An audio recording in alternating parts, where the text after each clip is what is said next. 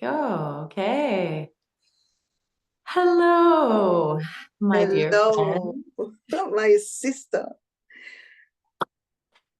Live from Germany to Canada for the first time. Yes. We Yes. finally are connecting now. Yes. It's so good to be here with you. Thank you for agreeing to come on to our Lightworkers channel today and to share your gifts.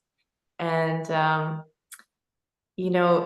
Anja, so I'd like to introduce you, Anja Schuhmann, coming to us from Germany. And you and I just met a few months ago at the beautiful water blessing ceremony. We were guided to sit next to each other. We shared some more, and enjoyed some time together. And then you went back to Germany, and we've stayed in touch. And you have been consistently sharing your gifts with me over this whole time.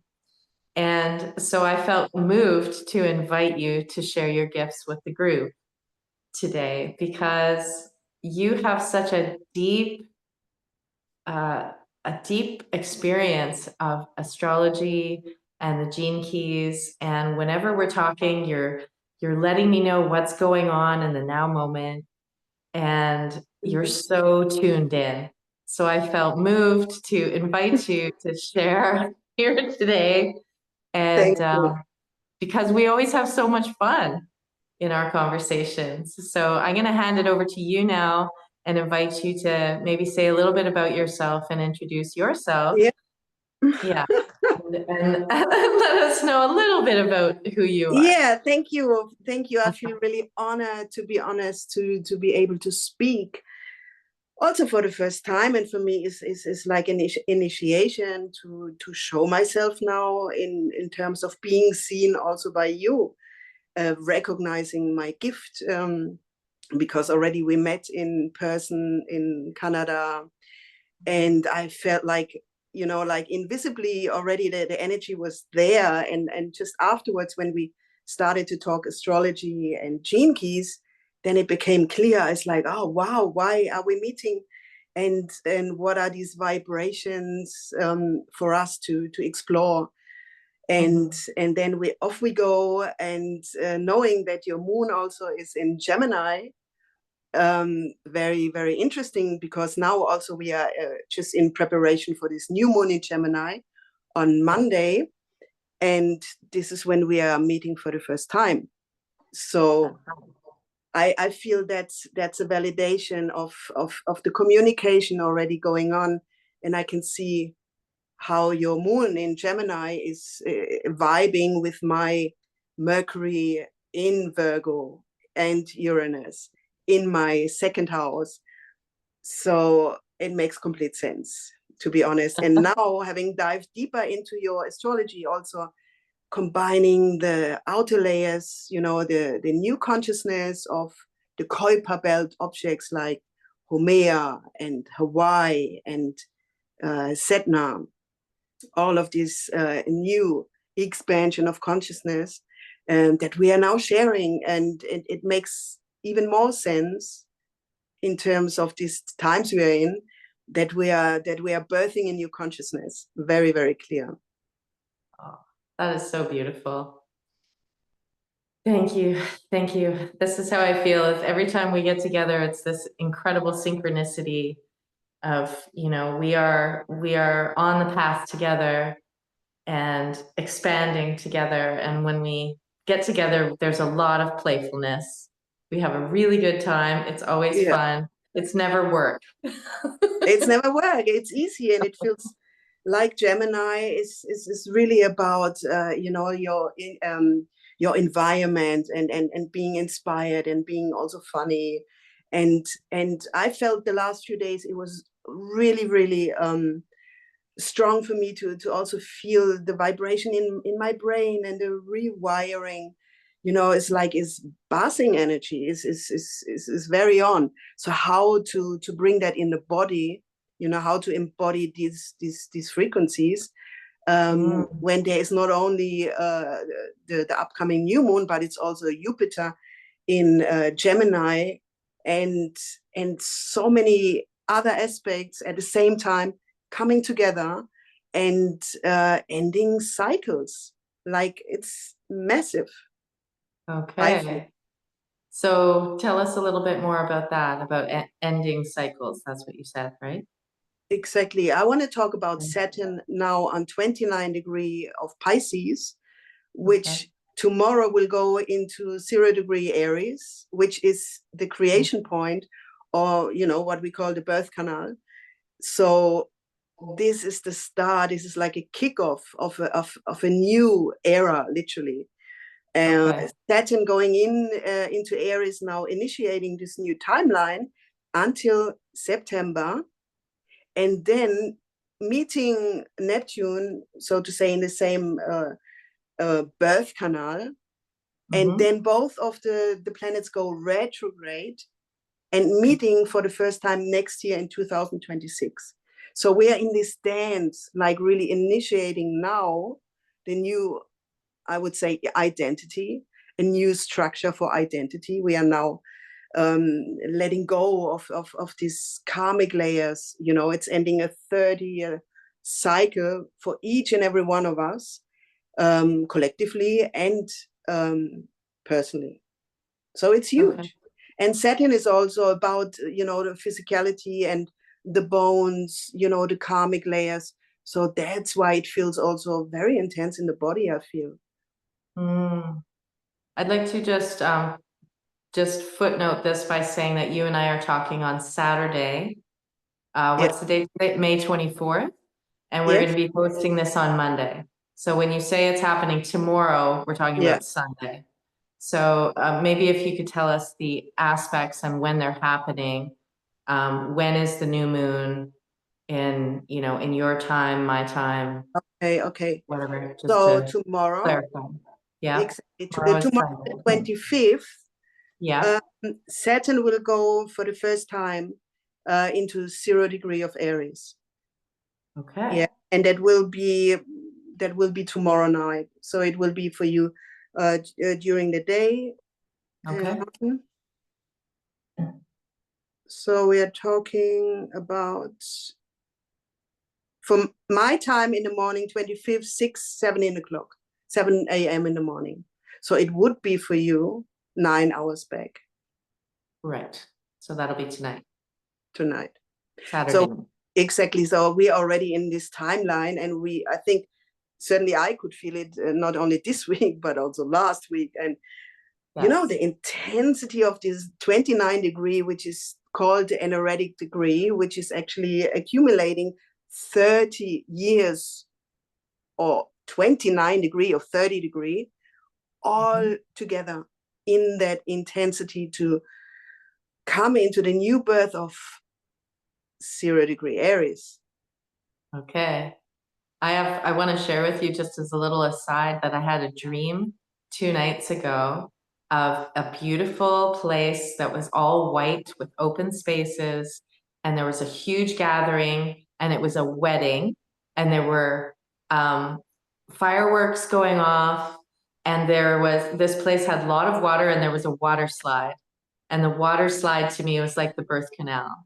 So I had a dream download of what you're talking about. Wow, that's amazing.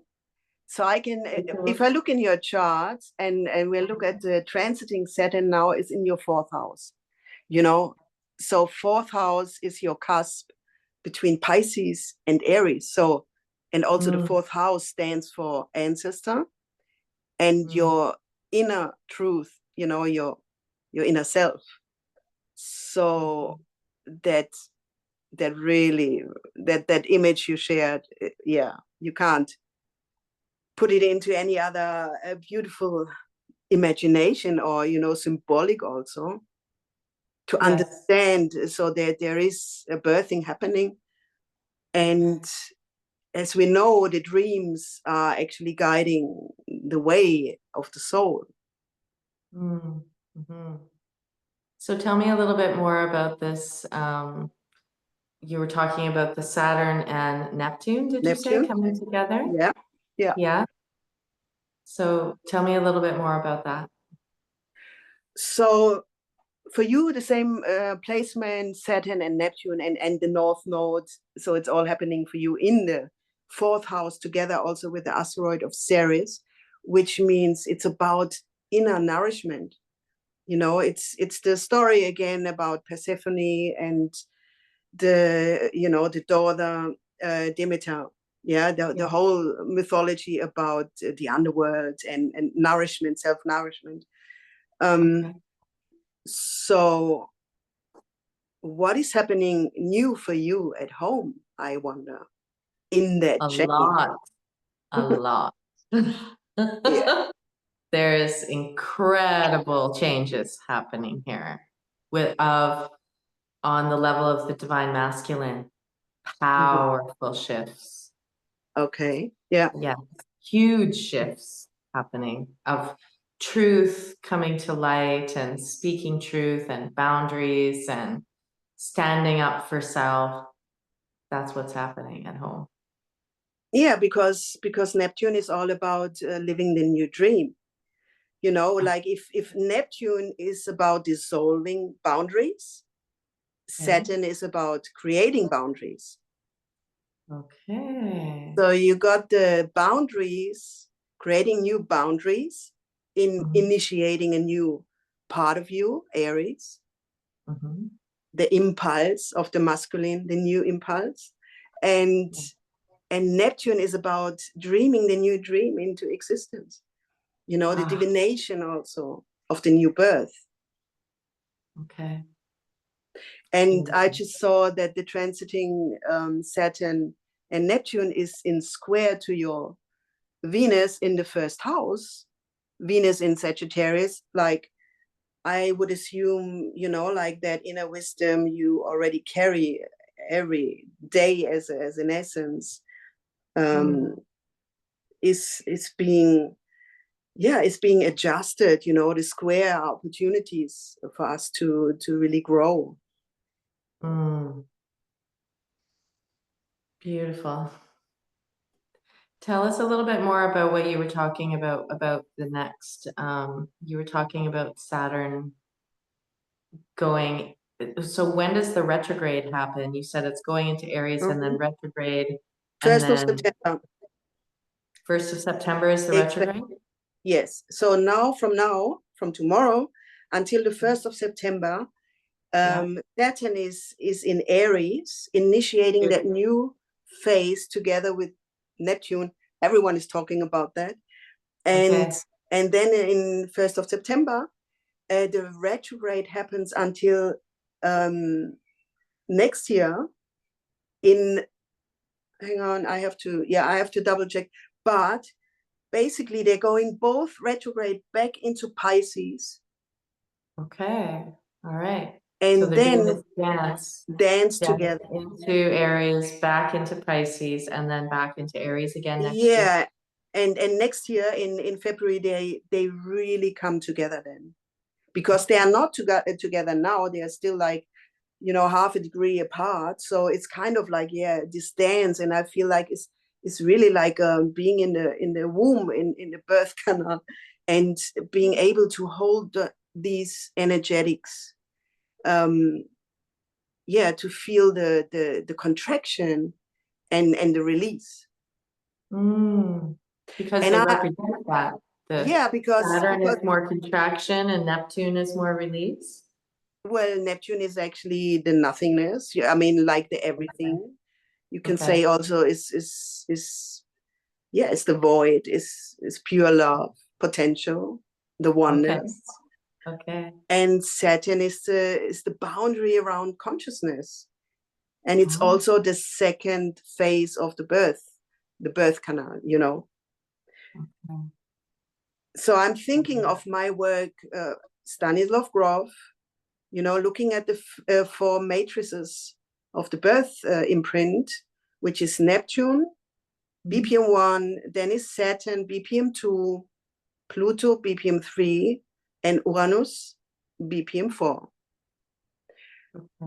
So in order to liberate the karmic imprints in this life by healing the birth imprint, we want to heal the Saturn and the Pluto imprints.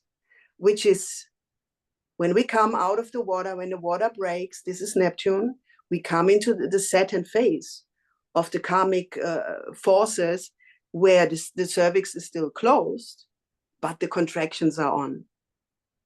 Okay. Yeah. So this is where the imprinting of the Saturn takes place, because it can feel like, oh, there is no exit. I'm here damned to die. And maybe the baby has an experience of death. And literally it would be an ego death experience. Yeah. Okay. So then when the cervix opens and the baby goes through the birth canal, is the Pluto imprint. You know, this is the transformation into life from one form into another with the first breath.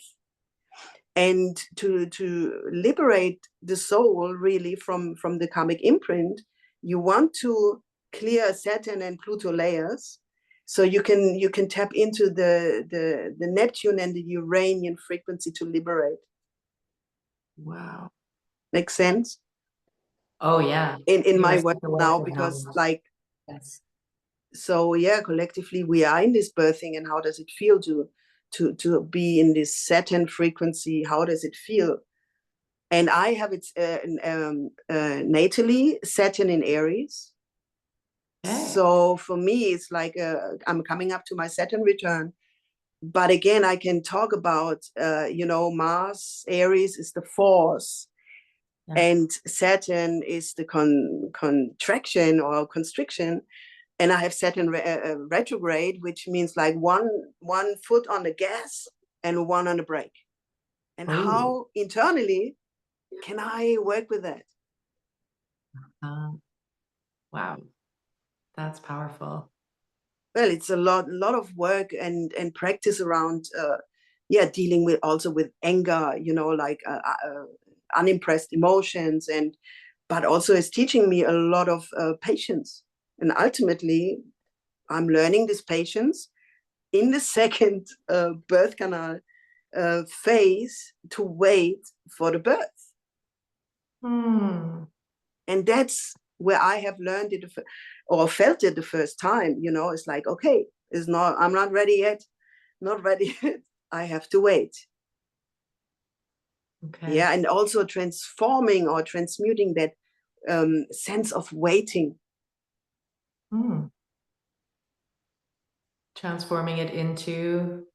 Yeah, it's like, okay, now for me, clearly the Saturn movement into the 9th house would initiate exactly what we are doing now.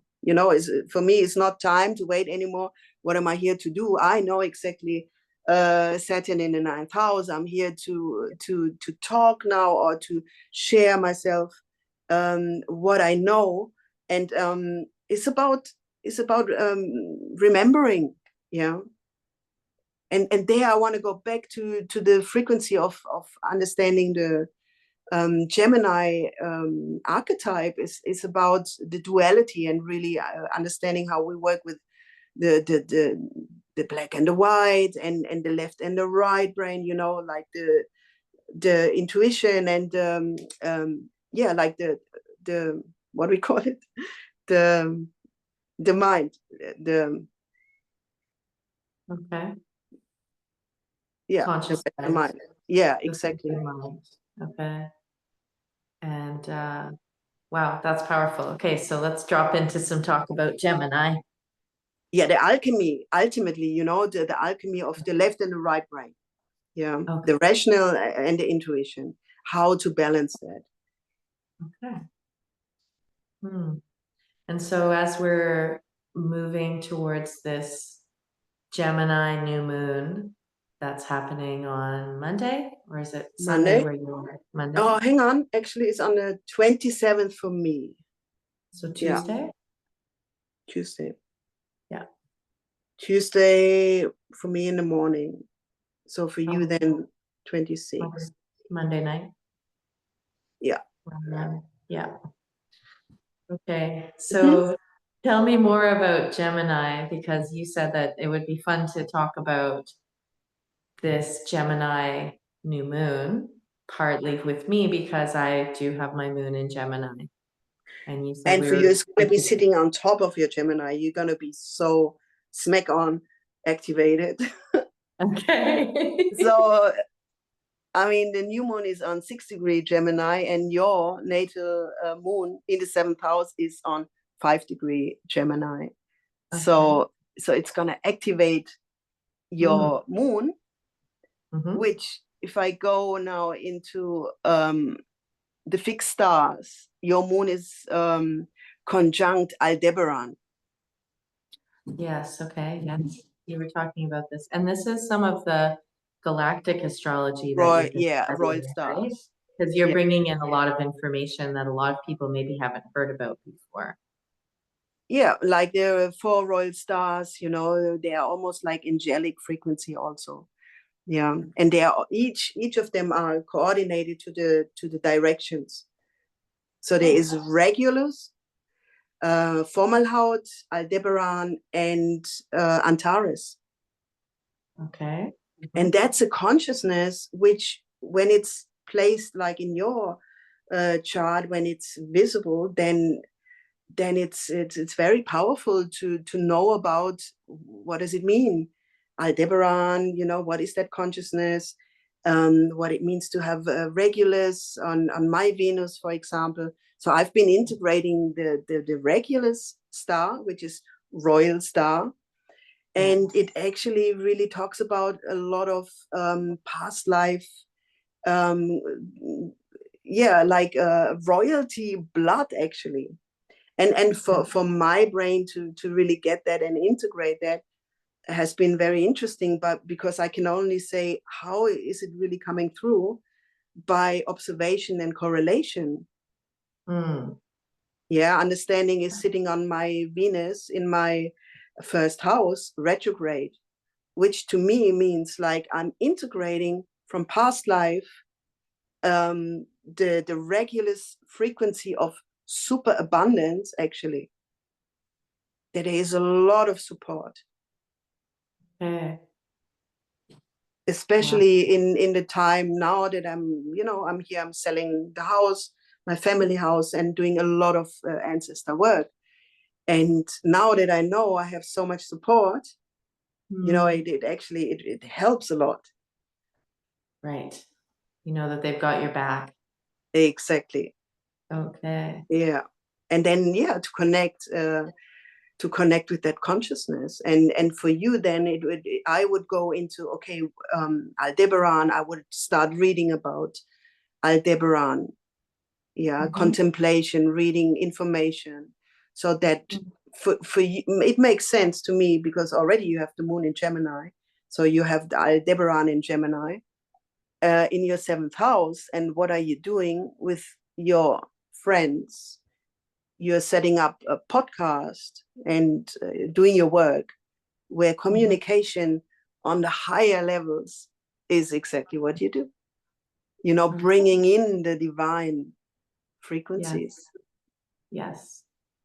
For fun. For fun. Exactly. It's really fun to connect. Exactly. Because when I look at your chart, so basically your moon and your Aldebaran is opposite your 1st house, Mars, conjunct Jupiter, conjunct Neptune. That's a powerhouse of I amness, 1st house, ruled by Aries, Mars, you know, like I am. So the opposition again is about an adjustment to say, it's like, yes, how are you bringing that through? Yeah, in your work. Who you truly are. Celebrating people. It's about celebrating each other and all of our gifts that we have to share. Like allowing us all to have an opportunity to shine, and seeing us all as vital and important, and having these beautiful gifts to share. So it's a lot about the communication. Yeah, and it's like knowing yourself, as we said before. Once you know yourself, then you can only be yourself and be authentic. And then when you meet the right people who can reflect that back to you, then you can only be yourself. And of course, I feel like there is a lot of shadow work happening at the moment, which is important to do, because without the shadow work, we can't go into the light. You know, it's Yes. obvious, and it's been very tough for many people to you know, transmute past life frequencies. We at the moment also a lot of this Atlantis frequency are still here for us to transmute and to heal. Yeah. So again, it's like another layer. You can see it's all layered. It's all about layers. It's like nested concepts. So things inside each other as well. Yeah, but again, it's about observation, correlation. What are you conscious of right now? What is happening for you in your growing edge of experience, and what can support you in the next phase of initiating, for example, the new moon with the information coming in, yeah, and getting also the downloads. It's like, how are you getting your downloads? What are you doing in your daily life as a support system to support this massive influx of information we are receiving? I personally, when I wake up in the morning, I write every day. Yeah, I just have to. And if I don't find groundedness inside myself. I have to, like, everything that's coming in through the mind needs to get onto the page, sort of recorded, so then I'm free to go on with being, because a lot happens at night. Okay. So much happens at night that needs to get integrated. Especially for you, like getting so much information then with that Gemini energy every day, because it's your moon. Okay. You know, so it's like your ego structure. Oh, is that how the moon influences people? Yes, it's a sense of who you are. Okay. Yeah. Okay. And now you can go into, okay, what vibration has the moon? We could go into the gene keys and then you know, contemplate your moon gene key in the design and in the personality, and I can look that up. You know, and for me, it would be like, will this also be the gene key that's coming up around the new moon in Gemini, or is this okay? Exactly, yeah, because it's sitting on top of your moon. So basically, so you got this 36.6 in your design, and the 16.1 in your personality. So what you show outside is the 16th gene key, and the 36 is the one you are in the design. Yeah.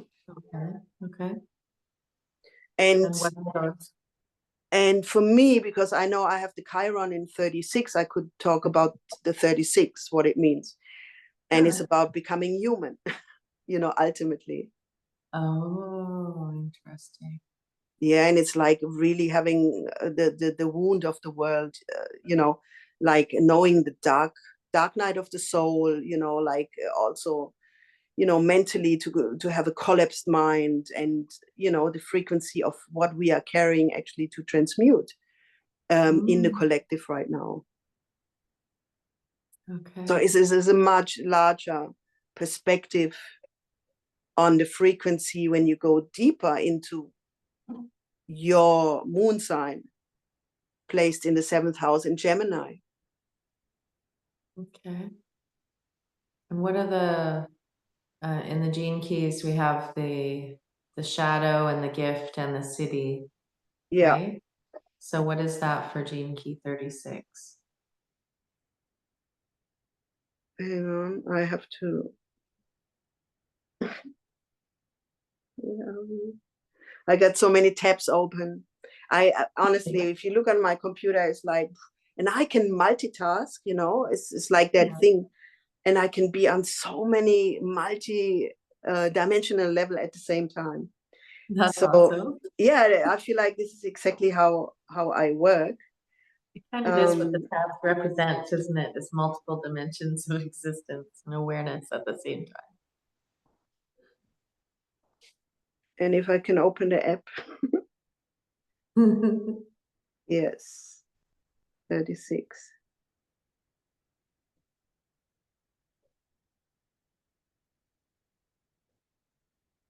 So it's yes, it's becoming human, and it's a shadow of turbulence into the gift of humanity and into the city of compassion. Oh, wow. And so the programming partner is the sixth gene key, the physiology is the solar plexus, codon ring is the ring of divinity, and the amino acid is proline. So it combines the ring of divinity with the 22nd gene key, which is all about grace, the 36, the 37, and the 63, where I have the 63, which is my evolution. And I'm learning, so to say, from to trust, literally, to trust myself. Mm-hmm. And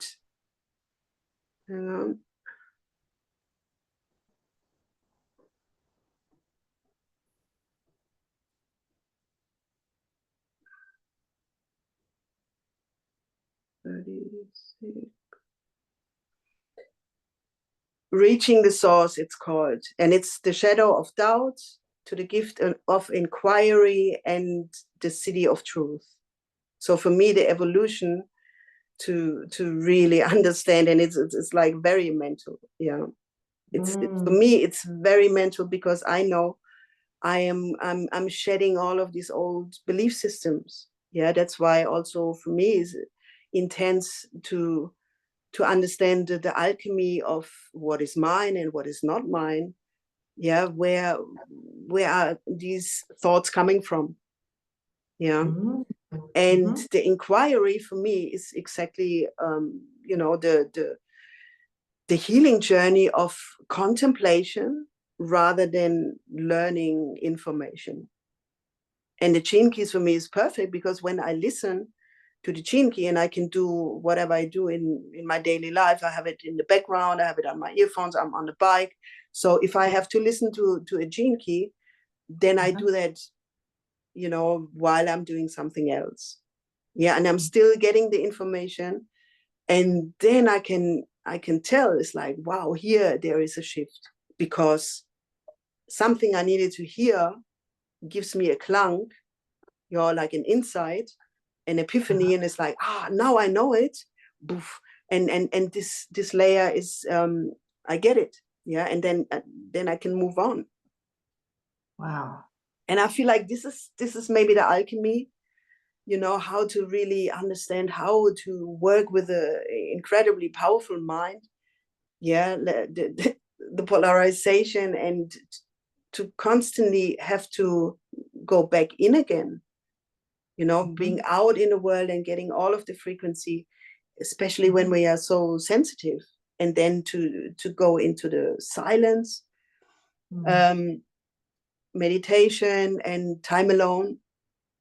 Like we both know, we are hermits, so for me, it's the key to be actually listening within and hearing my own inner voices. Beautiful. Yeah, all that you're sharing, it's like, as you've been sharing, when you start talking about contemplation, as opposed to learning, this gift that has been brought through with the gene keys, that it's about being with and being in the I am presence, integrating these layers of consciousness into ourselves. I felt myself just sort of slip into that zone while you were talking. It was just like, oh, I'm feeling the multidimensionality of life right now. It's just like, all layers, because we're speaking now, and also this is going to be listened to in the future, And so we're in this space of timeless time here that, you know, you're bringing through these beautiful gifts of awareness, and, you know, awareness is to share, that brings us just naturally into that contemplative place. So it's just sort of like, oh, I just feel like that low hum, you know, just like the Yeah, exactly. We know it. oh, It's the timelessness. I mean, thank you for saying that, because also I yeah. can relate to my time in Australia. For me, it's also, it's a dream time, the timelessness. And this is where humanity is going, you know, to integrate that we are beyond time and space, you know. In the 3D, we have all of, yeah, like the things we have to do. But actually, if we're thinking about that, we are moving beyond time and space. I'm all over the shop because I can't even track it anymore. And my experience to live in timelessness in Germany, where, you know, the laws are very different and the energetics, for me, I have mastered that in a sense that I'm just in my own rhythm, and I can only do me. And even if I wake up 2 o'clock in the night for 2 hours, 3 hours, then I sleep again, then I'm awake. I have my own rhythm, and it's not like everyone else. For me, it's very different. And to follow that, you know, what is it I need that really helps, because I can only do me. In that new exploration, to be open to fully trust that becoming. Yeah, that has to do with fully being, inhabiting your body and being in full acceptance of yourself. Exactly. Yeah. Embracing that. Yeah. As it is, you know, like as how is it now? We are moving the now forward, and there is nothing. There is no past. There is no future, because it's only the now.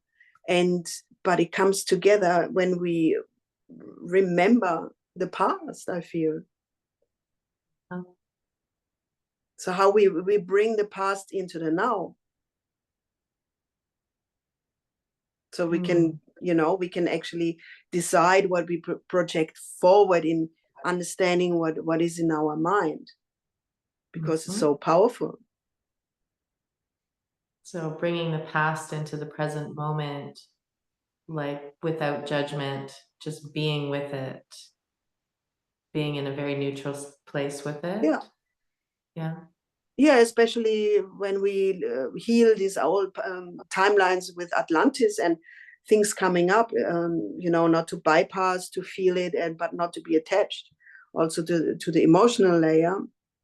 But if we don't do it, then we will not have understood what was the message. Right. I feel. Yeah. Which is the reason for studying history. Yeah, ultimately also self-forgiveness on a deep soul level, because if we want to learn about unconditional love, we have to start with ourselves. Yeah, the soul wants to have this experience because it's a desire to exhaust itself, so to say, to return back to source. Wow. And that was something you just talked about in that, the gene key, that divinity is about the returning to source. Yeah. In a human body, in a flesh suit. You know, like also not the attachment, and how to not be physically attached to the things. Now we are coming out of the Taurus season, and I'm picking up a house which is full of stuff. And it's like, what do I need? What to do with all the stuff? And I'm used to, you know, have very little. So I'm having both experiences.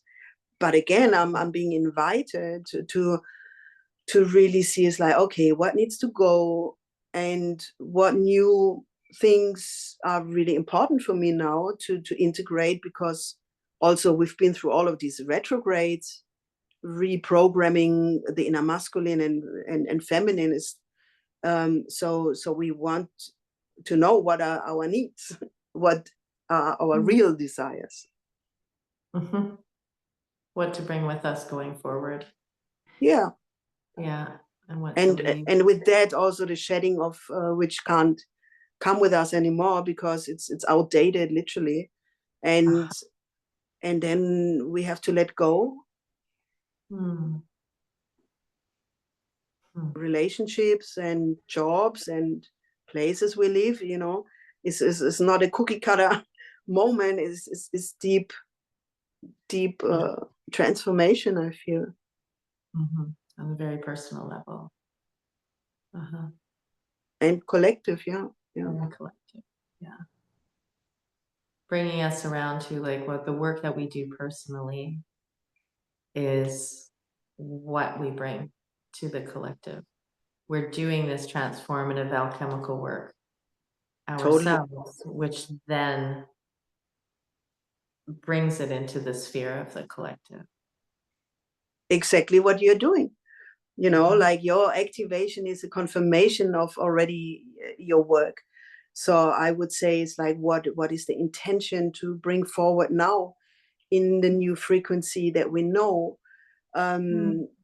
It's going to be so exciting. And we want to keep that aliveness.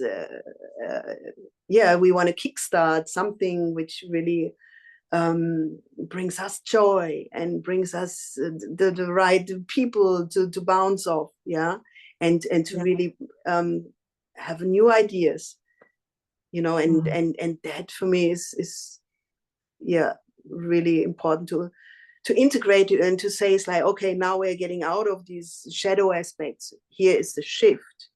Consciously it's possible because we take the ride on the wave. Literally, we can hop on a surfboard. Right? Yeah. It's better than getting smacked down by the wave. Sometimes we will, but we get up and we continue, you know, it's no looking back. And that's the confirmation that the past will never be in the future because it can't. Right. So it actually needs a constant, you know, letting go of what just happened. So you can actually maintain the consciousness in the now, which it keeps you balanced in your center of consciousness. So you can know what is it I need to feel good, to be in my body, you know, is that self-care. That's also the Ceres in your fourth house helping you. Okay. Helping all of us. I moved to ask you about the solar flares that I'm hearing talked about. Is that something that you pay attention to? Sometimes I hear things about it and then sort of ends up being kind of nothing. So yeah, I can talk about it in a sense that I would say I feel the shifts and changes in my body. And I feel like it's also really an upgrade of frequency. You know, the Earth magnetic field is shifting, and with that is the frequency, and for us to integrate such powerful blasts of the sun, which are neutrinos also for the DNA activation, I feel it really needs a good understanding of how you nourish yourself and you take you support yourself in these upgrades, DNR upgrades. And it's also the earthquakes and you know, the volcanic eruptions now, which also is related to Haumea asteroid, you know, and so it's all interconnected, I feel, and the earth is talking to us. Gaia is talking to us as she is in her own evolutionary becoming. So are we one with that? That's beautiful. Yeah, we're like her cells, the cells of her body. Yeah. Wow. It's been an amazing transmission. A lot of energy, huh? Woo! Yeah. Yeah, feet on the ground. Yeah, exactly. And I want to say something which I heard also Pam Gregory talk about.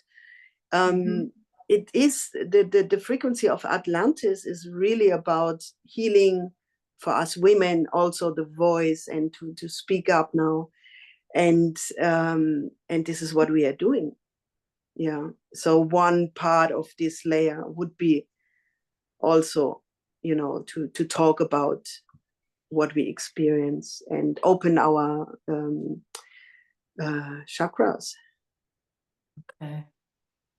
Open up the throat and Yeah. allow our voice to speak. Yeah.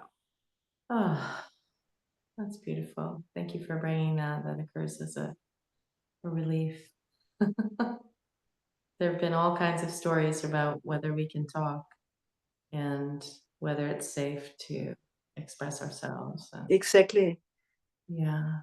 That's why I feel so grateful that you asked me, because I'm also learning this, and clearly I can feel, I can feel a lot of what wants to be healed, but I feel it's the right time.